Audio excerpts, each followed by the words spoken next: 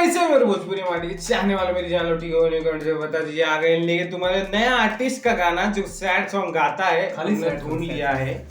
Sad song गाते हैं भैया, कृष्णा जैक नाम है इनका और सैड सॉन्ग का भरमार चल रहा है। भरमार मतलब मौसम भी वही सैड सॉन्ग का है, मतलब दिल टूटे आशिकों के लिए है। तो इसमें कोई ये ऐसा नहीं कि केसारी का फैन, हाँ कोई इसका फैन है, कोई इसका भैया केसारी भैया का फैन ही देखेगा। ये भोजपुरी का बात है, सब देखिए, सब अच्छा गाना वैसे भी सुनते रहेंगे। देखो देखिए सुनते तो रहेंगे ये लोग, ये बस सामने से बात करते हैं। बहुत टाइम से बना रहे हम लोग, देखिए अभी इसका रिस्पांस पे और देखते हैं। जितने भी फैन है कृष्णा जैक के कमेंट कीजिए और कौन सा गाना चाहिए। इनका और गाना चाहिए रहेगा तो कमेंट करिए। गाने का नाम है जब ले जियब ए जान। आइए, थोड़ा स्किट भी है, वीडियो बनाएंगे, फिर उसके बाद 5 मिनट का है, मजा आएगा मूवी। चलिए।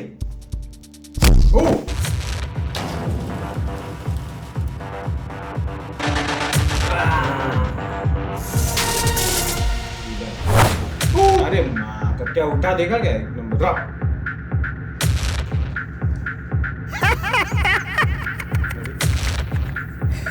हाय हमरा से हमरे ऑर्केस्ट्रा वाली के हाथ मांगता। अच्छा चल ठीक बा, ले जो एकरा के। क्या है भाई सब साटावा तोहर बाप नची है कि तोहर मातारी। ऑर्केस्ट्रा में प्यार ना व्यापार चलेला, व्यापार का व्यापार। और तोर शादी हेकरा से होई और पूरा जीवन भर तोरा ऑर्केस्ट्रा में नाचे के बा।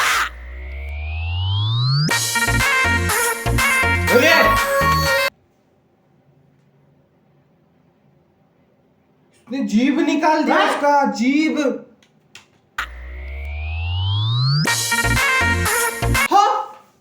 जीभ निकाल दिया भाई, जीभ।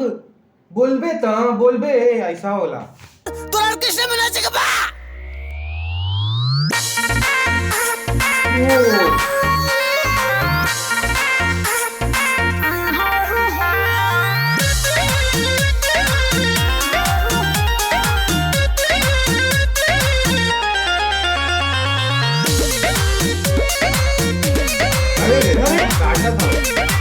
अरे माँ क्या कर रही है, क्या कर रहा है? चबा के निकाल दिया।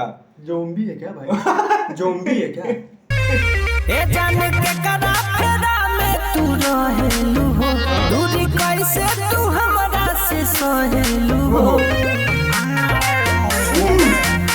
अरे आवाज उठी थी, देखी। सॉरी मनोज बाजपेयी। क्या हो रहा है ये गैंग्स ऑफ वसेपुर? सहेलू हो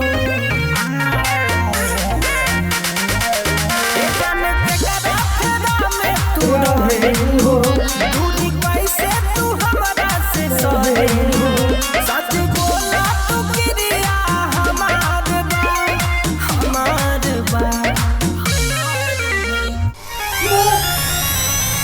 जबले जियब ये जान धन तोहार बा, बाकी दूसरा से सरी तोय हमार बा। जबले जियब ये जान धन तोहार बा, बाकी दूसरा से सरी तोय हमार बा। जान तोहार बा, बाकी दूसरा से शादी तय हमार बा। भैया काट रहे हो नाच और कितना वाली है ना।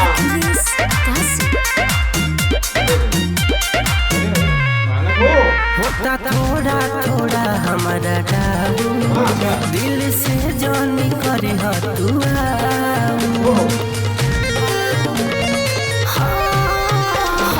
पहिला हमारे तू लव हो, तोहरे नामे बदहिया ई सब हो। तोहसे सुनेला दिल बेकरार बा। जबले जियब ये जान धन तोहार बा, बाकी दोसरा से सदी तोय हमार बा। जबले जियब ये जान धन तोहार बा, बाकी दोसरा से सदी तोय हमार बा। पूरा पिक्चर ही बना दिया। वो बोलते हैं नया चीज करने का, खुद का ही चैनल जिंदा जला दो।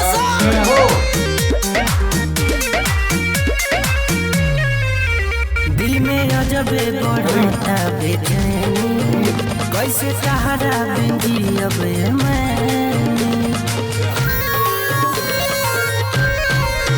कृष्णा जय तुम मन के मानैया हो गीतल बात ना याद दिलैया लागे रसिया वाला से प्यार बा